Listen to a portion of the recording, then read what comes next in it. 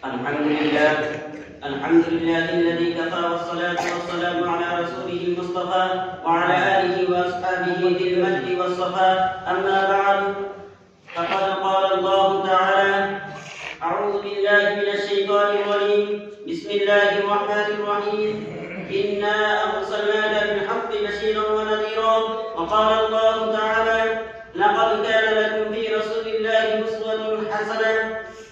صدر محترم اور حاضر جلسہ، یہ میری بڑی خوش قسمتی ہے کہ آپ لوگوں نے مجھے کچھ کہنے کا حکم فرمایا ہے.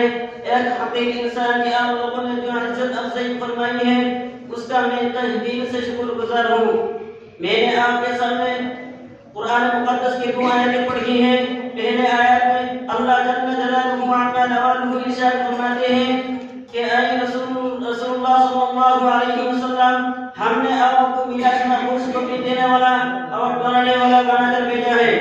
دوسرے آیات میں اللہ تعالیٰ انسانوں کو مخاطب کرتے ہوئے فرماتے ہیں کہ تمہارے لیے اللہ کے پیغمبر رسول صلی اللہ علیہ وسلم نے بہترین رہنمائی ہے. وہ دور یاد کیجیے جب سارا عالم شرک و کفر میں مبتلا تھا. خدا کی عبادت گاہیں بتوں کا اڈا بنی ہوئی تھی.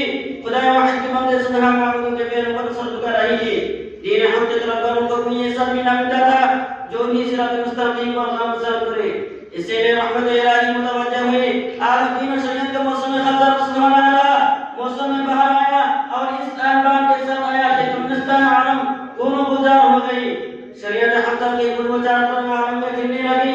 یعنی پیغمبر آخر الزمان علی برحق فقر رسول سرکار دو عالم جناب محمد رسول اللہ صلی اللہ علیہ وسلم ایک کامل اور مکمل شریعت میں کر اس دنیا میں تشریف لائی.